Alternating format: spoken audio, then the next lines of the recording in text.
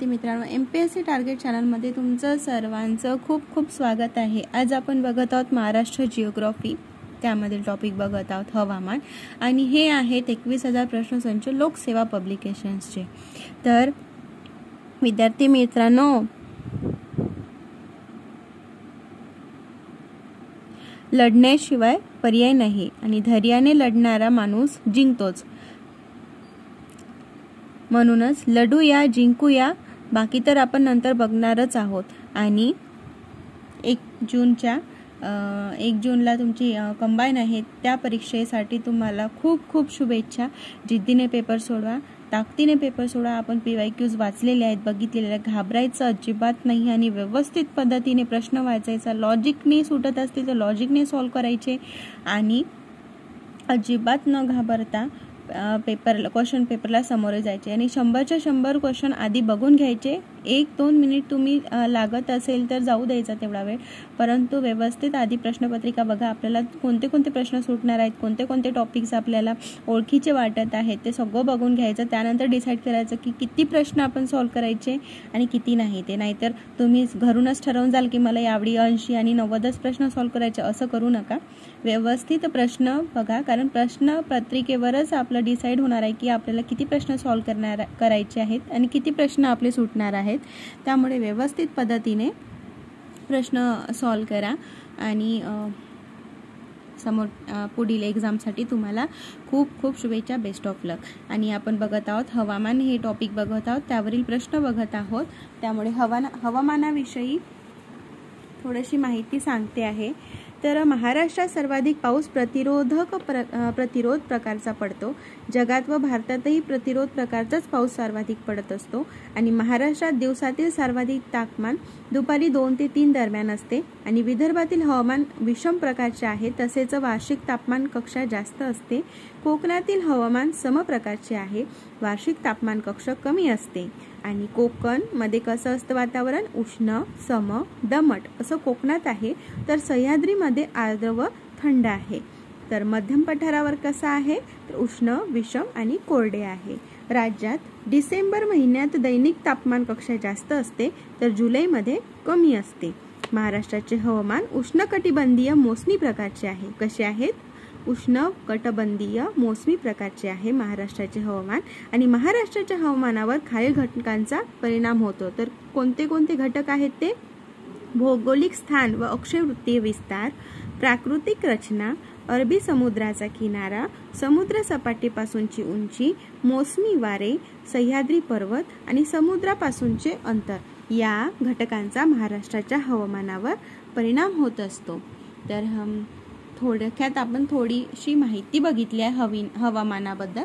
तर आपण पहिल्या प्रश्नाला सुरुवात करत आहोत। तत्पूर्वी नवीन विद्यार्थ्यांनी चॅनलला सबस्क्राईब केलं नसेल तर लगेच सबस्क्राईब करा, कारण आपण PYQs बघत आहोत।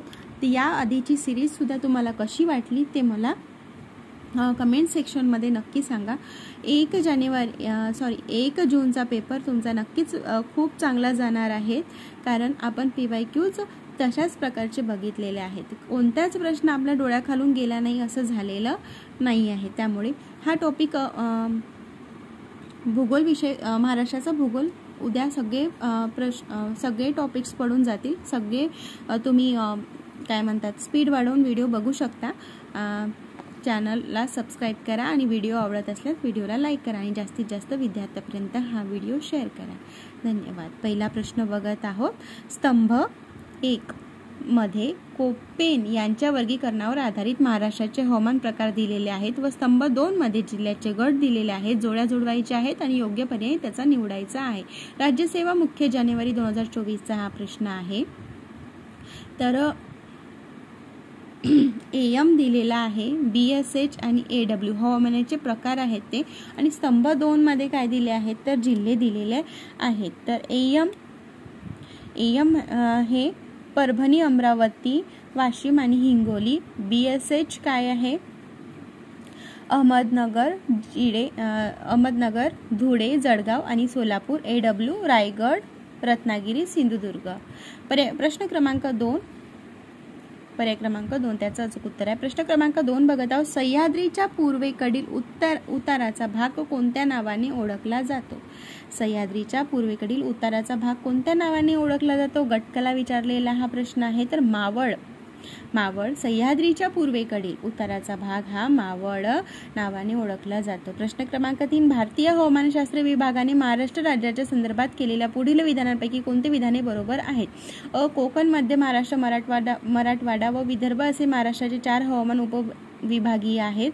ब. एकूण वार्षिक पर्जन्यमानापैकी कोकणात 95% व विदर्भात 88% पाऊस नैऋत्य मोसमी ऋतूमध्ये पडतो. क. एकूण वार्षिक पर्जन्यमानापैकी मध्य महाराष्ट्रात आणि मराठवाड्यात सुमारे 83% पाऊस नैऋत्य मोसमी ऋतूमध्ये पडतो. ड. एकूण वार्षिक पर्जन्यमानापैकी मध्य महाराष्ट्रात आणि मराठवाड्यात सुमारे 75% पाऊस नैऋत्य मोसमी ऋतूमध्ये पडतो. तर कोणतं विधान बरोबर आहे? तर अ, ब, क विधान बरोबर आहे. तर ड नाही आहे, ड हे चुकीचं आहे. पर्याय क्रमांक 3 त्याचं अचूक उत्तर आहे. प्रश्न क्रमांक 4 खालीलपैकी कोणती विधाने बरोबर आहेत? अ दिला आहे महाराष्ट्रात 73.पूर्व ते 74.पूर्व रेखावृत्त कमी पाऊस पडतो. ब. वर्धा वैनगंगेच्या खोऱ्यात ईशान्य मान्सूनचा पाऊस पडतो. क. मिरजपेक्षा चंद्रपूरचे पर्जन्याचे दिवस कमी आहेत. मिरजपेक्षा. तर विधान फक्त ब.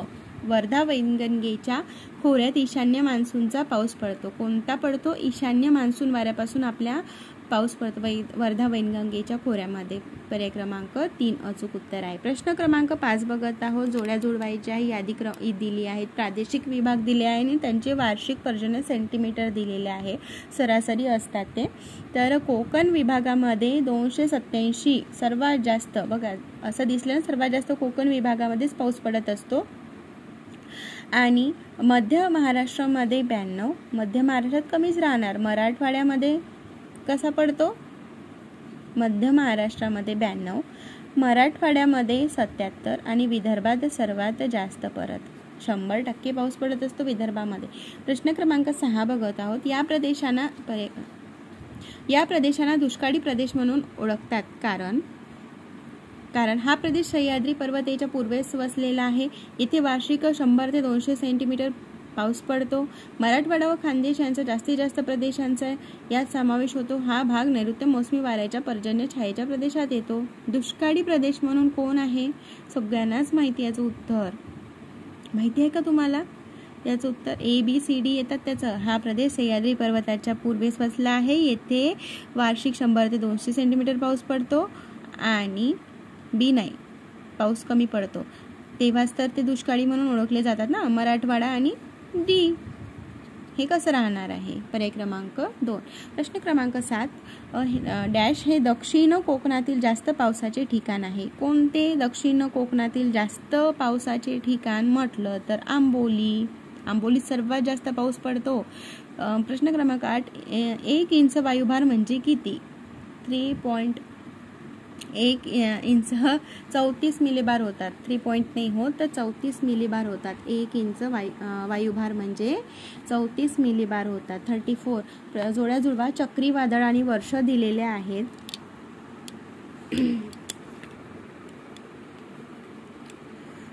चक्रीवादळ आणि वर्ष दिलेले आहेत त्याची. बघा तर निसर्ग त्योक्ते STI मेन्सला विचारला होता 2022ला हा प्रश्न. अशा पद्धतीचे प्रश्न जर तुम्हाला लक्षात राहत असेल तरच तुम्ही सॉल्व करा. माहिती असेल तरच सॉल्व करा. अन्यथा सॉल्व करू नका. बघा निसर्ग हे चक्रीवादळ कधी आलं होतं? तर 2020 मध्ये निसर्ग होतं. त्योक्ते कधी होतं? तर 2021चा आहे. आणि फयान हे कधीचा? फयान हे 2009चा आहे आणि क्यार हे 2019चा आहे. पर्याय क्रमांक 3 त्याचं अचूक उत्तर आहे. प्रश्न क्रमांक 10 बघत आहोत. कोणते चक्रीवादळ 17/5/2021 दरम्यान महाराष्ट्राच्या किनारपट्टीवर परिणाम करून गेले? कोणते चक्रीवादळ? तर त्योक्ते हे चक्रीवादळ महाराष्ट्राच्या किनारपट्टीवर परिणाम 2021चा आहे त्योक्ते. 2021चा आहे. 22मध्ये प्रश्न आहे ना ते हे 2021चा आहे. प्रश्न क्रमांक 11, खालील विधानांचा विचार करा. एएसओ मेन्सचा प्रश्न आहे. तर महाराष्ट्रात सर्वाधिक पाऊस सिंधुदुर्ग जिल्ह्यात अंबोली तेथे पडतो. बरोबर. अंबोलीच्या 3 बाजूनी डोंगर व वाऱ्याच्या प्रवेशाची बाजू मोकळी आहे. दोन्ही विधाने बरोबर आहेत आणि दुसरे विधान पहिल्या विधानाचे योग्य स्पष्टीकरण आहे. प्रश्न क्रमांक 12 बघत आहोत. महाराष्ट्रात मे महिन्यात सरासरी तापमान सर्वात जास्त या प्रदेशात असते. कोणत्या प्रदेशात असते? तर पूर्व विदर्भामध्ये असते. मे महिन्यात सरासरी तापमान बघा ना, चंद्रपूरला किती, चंद्रपूर नागपूर किती भयंकर तापमान असते. प्रश्न क्रमांक 13, महाराष्ट्राच्या हवामानावर खालीलपैकी कोणत्या प्राकृतिक रचनेचा सर्वात जास्त परिणाम झालेला आहे? कंबाईन बीला विचारलेला हा प्रश्न आहे. कोणत्या? महाराष्ट्रात दख्खनचे पठार, सह्याद्री पर्वत आणि सातपुडा डोंगररांग, किनारपट्टीचे मैदान की मुदखेड टेकड्या कशामुळे झालेला आहे? तर सह्याद्री पर्वत व सातपुडा डोंगररांगामुळे महाराष्ट्राच्या हवामानावर प्राकृतिक रचनेचा सर्वात जास्त परिणाम झालेला आहे. प्रश्न क्रमांक 14, खालीलपैकी कोणत्या ठिकाणी उन्हाळ्यात दैनिक तापमान कक्षा सर्वात कमी असते? दैनिक तापमान कक्षा सर्वात कमी असते. तर कोणता आहे? रत्नागिरी. प्रश्न क्रमांक 15, फयान चक्रीवादळ महाराष्ट्राच्या समुद्र किनाऱ्यावर डॅश दरम्यान आढळले. फयान आताच 2009 एकच ऑप्शन आहे. 11 नोव्हेंबर 2009.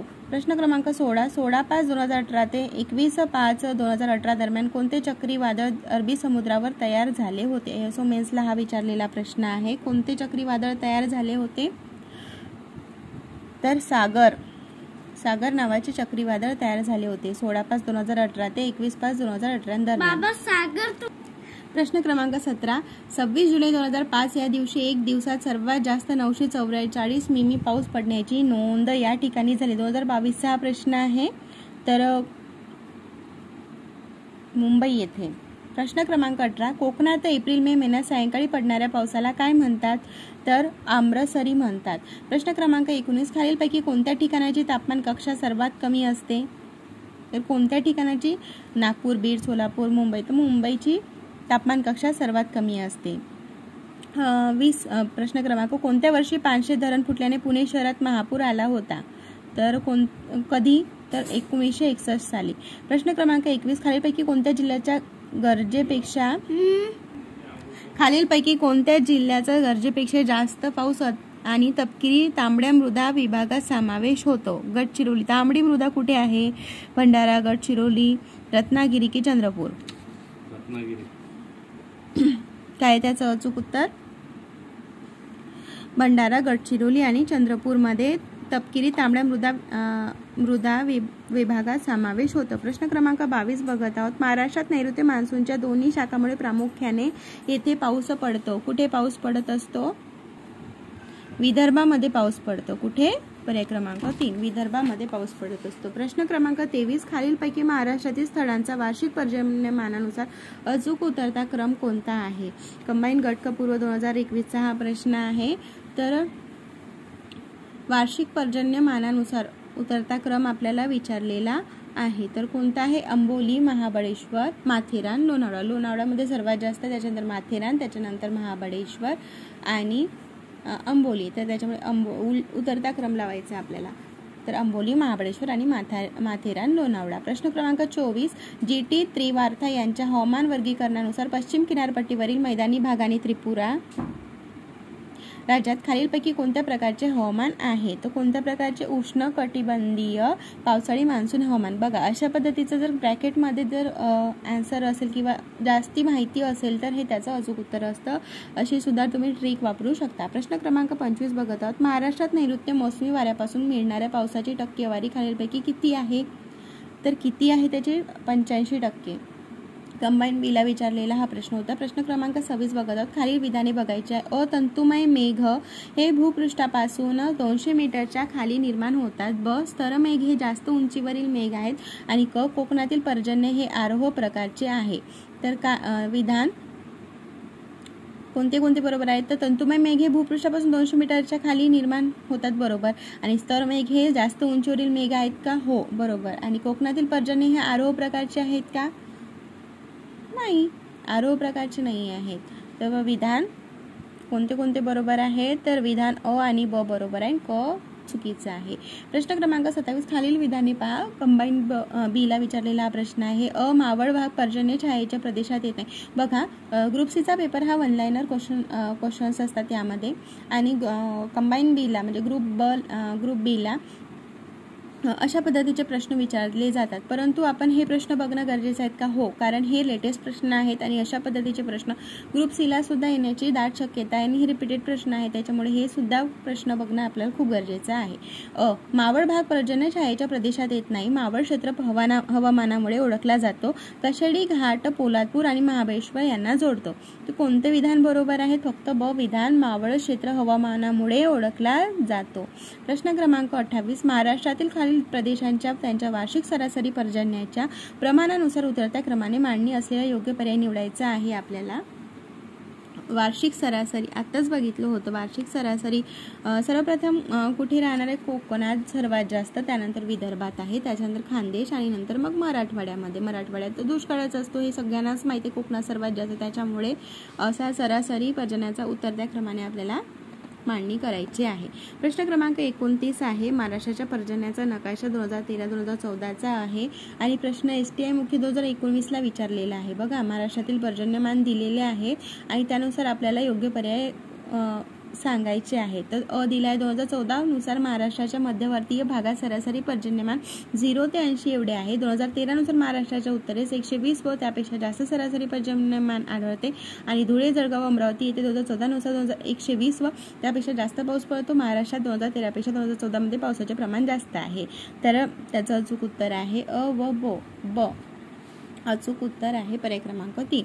प्रश्न क्रमांक 30 महाराष्ट्रात खालीलपैकी कोणत्या पर्जन्य प्रदेशात जलसिंचन व्यवस्था असलीच पाहिजे? जलसिंचन व्यवस्था कोणत्या पर्जन्यात? जिथे जास्त पाऊस पडत असेल तिथे जलसिंचनाची व्यवस्था असली. जिथे सर्वात कमी पाऊस असेल तिथेच जलसिंचनाची व्यवस्था असली पाहिजे ना. तर 75 सेंटीमीटर पेक्षा कमी पाऊस असेल तिथे जलसिंचनाची व्यवस्था असायला हवी.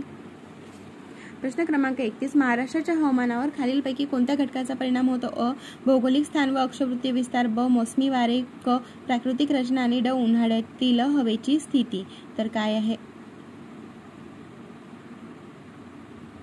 त्याचं अचूक उत्तर अ, ब आणि क. उन्हाळ्यातील हवेची स्थिती दर्शवते का? घटकाचा परिणाम होतो? हवामानावर नाही. भौगोलिक स्थानचा होतो, मोसमी वाऱ्याचा होतो, प्राकृतिक रचनेचा होतो. हवेची स्थितीमुळे कसं होणार आहे? त्यामुळे पर्याय क्रमांक अ, ब व क. प्रश्न क्रमांक 32 बघत आहोत. 2011च्या जनगणनेनुसार महाराष्ट्राची एकूण लोकसंख्या किती होती? बघा, हा लोकसंख्यामधला टॉपिक आहे, इथे आलेला प्रश्न आहे. तर किती होती? 11, 23, 74, 333 असं लक्षात ठेवायचं. 11 मोबाईल नंबर पाठ केल्याप्रमाणे म्हणजे आपल्या लक्षात राहतं. 11, 23, 74, 333. 11, 23 आहे, 13 नाही आहे. बघा, प्रत्येक ठिकाणी 13 दिल्या, पण परंतु काय आहे त्याचं अचूक उत्तर? 11, 23, 74, 333. 11, 23, 74, 333 असं पाठ करून घ्या. प्रश्न क्रमांक 33 महाराष्ट्रातील खालीलपैकी कोणता प्रादेशिक विभाग पर्जन्य छायेच्या प्रदेशात येतो? कोणता विभाग येतो? तर पश्चिम महाराष्ट्र.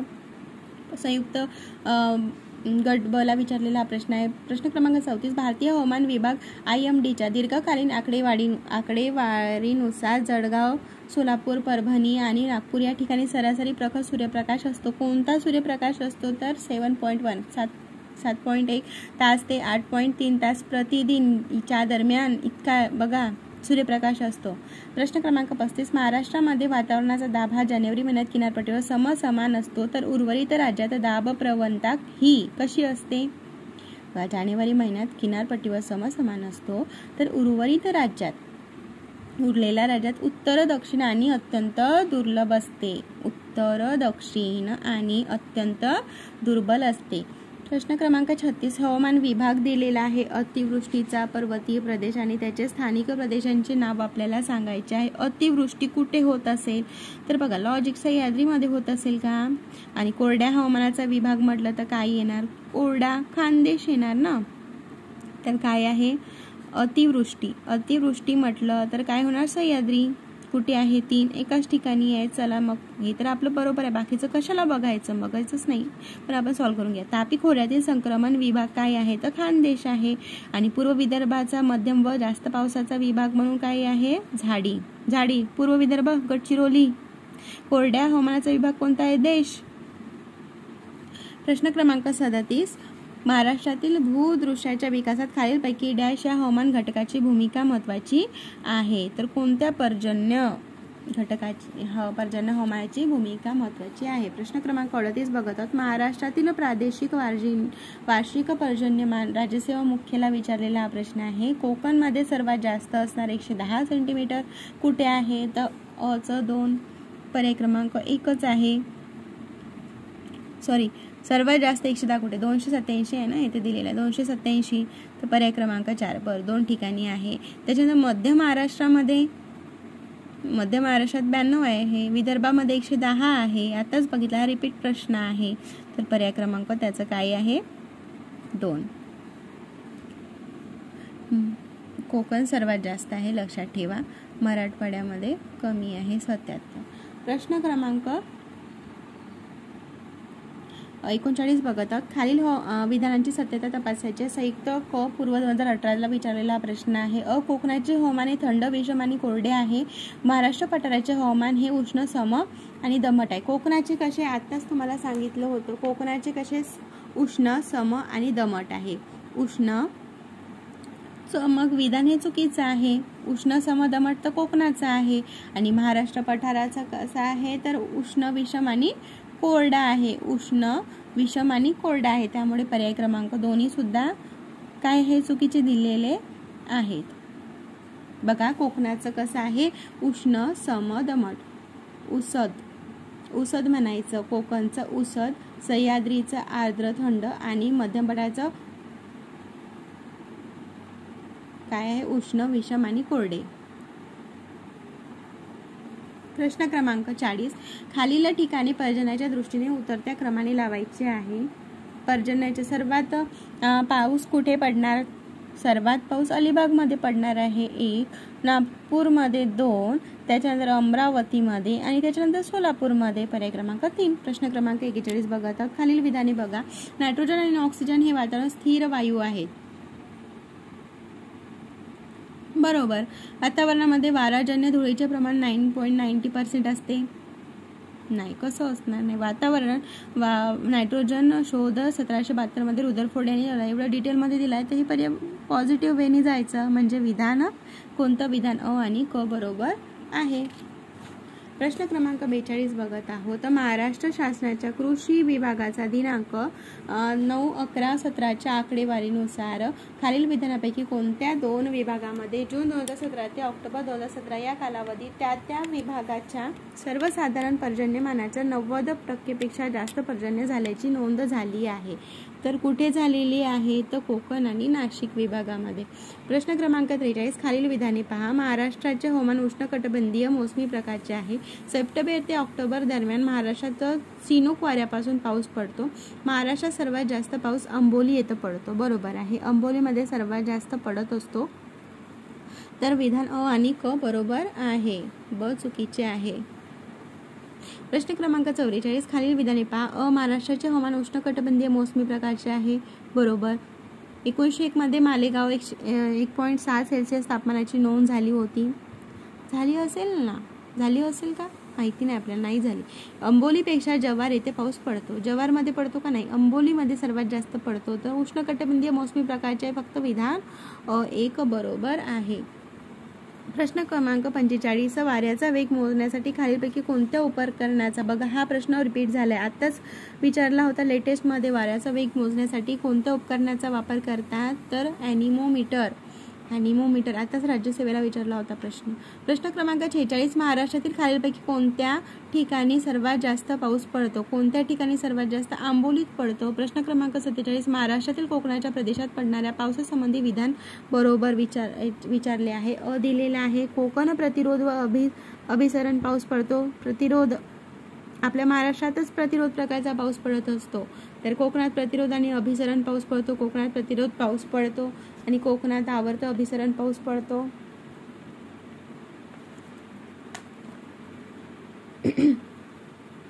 कोकणात पडणाऱ्या पावसाचं विचारलेले आहे.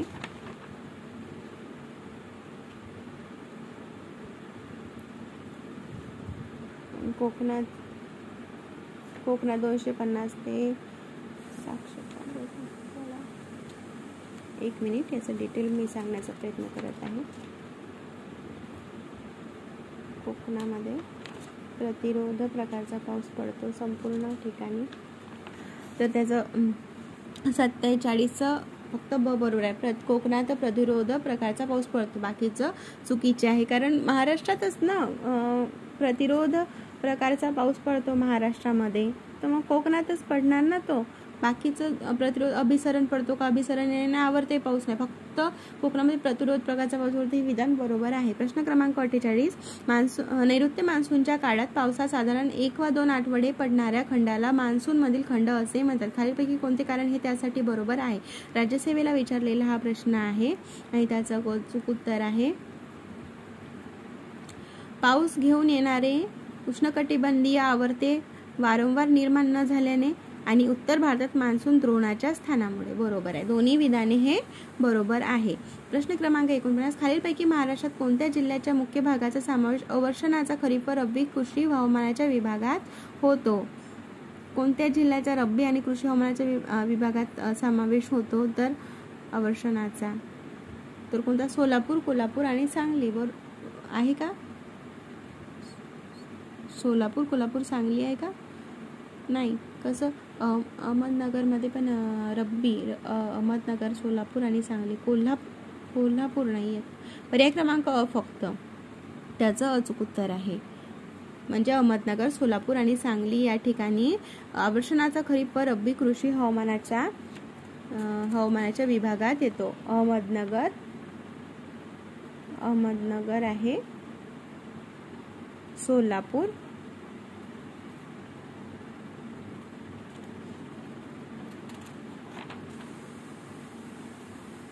सांगली. प्रश्न क्रमांक 50 बघत आहोत. खालीलपैकी कोणत्या जिल्ह्याचा काही भाग पर्जन्य छायेच्या काड्या व करड्या मृदेच्या कृषी हवामान विभागात येतो? तर कोणत्या छायेचा? तर सातारा, कोल्हापूर आणि पुणे. कुठे आहे? फक्त इथे आहे. काड्या व करड्या मृदेच्या कृषी हवामान विभागात येतो पर्जन्य छायेच्या. कोणता? तर कोणता आहे? सातारा, कोल्हापूर आणि पुणे. सातारा, कोल्हापूर आणि पुणे. खालीलपैकी वृष्टीची रूपे सांगा. वृष्टीची रूपे विचारलेली आहेत. कोणते कोणते? पाऊस, रिमझिम पाऊस, हिमवृष्टी आणि ढग. हिमवृष्टी आहे, त्याच्यात हिमवृष्टी दिलेलाच आहे. परत पाऊस, रिमझिम पाऊस. ढग येतो का? ढग नाही येत. कसं येणार आहे? पावसाचे प्रकार विचारला. हा लहान मुलगा सुद्धा सांगेल, 1ली 2रीतला. प्रश्न क्रमांक 52. मोसमी पावसाचे प्रमाण व जिल्ह्याचा योग्य जोड्या लावायचे आहेत. सर्वात जास्त कुठे असणार आहे? बघा 52 प्रश्न क्रमांक. तर कुठे आहे? 40 ते 50 सेंटीमीटर पाऊस सांगली येथे आहे. 50 ते 75 सेंटीमीटर बुलढाणा येथे आहे आणि 75 ते 100 सेंटीमीटर लातूर मध्ये आणि 100 ते 150 विदर्भात. 100 ते 150 आहे ना, त्याच्यामुळे नागपूर विदर्भात येते.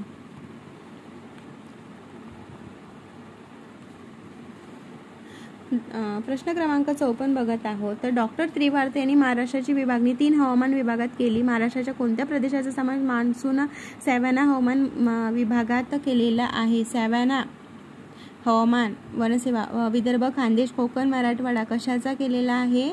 तर विदर्भाचा आणि मराठवाड्याचा. आणि फक्त त्रिवार्ते यांनी मान्सून सॅव्हाना हवामान मराठवाडा आणि विदर्भात. प्रश्न क्रमांक 55. खाली नमूद शहरांची मे महिन्यातील तापमान कक्षा उतरत्या क्रमाने लावायची आहे. मे महिन्याची तापमान सर्वात जास्त कुठे राहणार आहे? सर्वात जास्त मे महिन्यामध्ये तर सोलापूरमध्ये असतं का? उतरत्या क्रमाने लावायची आपल्याला. सर्वप्रथम सोलापूर येणार, त्याच्यानंतर नागपूर, त्याच्यानंतर मग मुंबई, त्याच्यानंतर रत्नागिरी सर्वात कमी असणार. विधान कुठे आहे? इथेच आहे, त्याच्यामुळे हा पर्याय क्रमांक 1 त्याचं अचूक उत्तर असणार आहे. प्रश्न क्रमांक.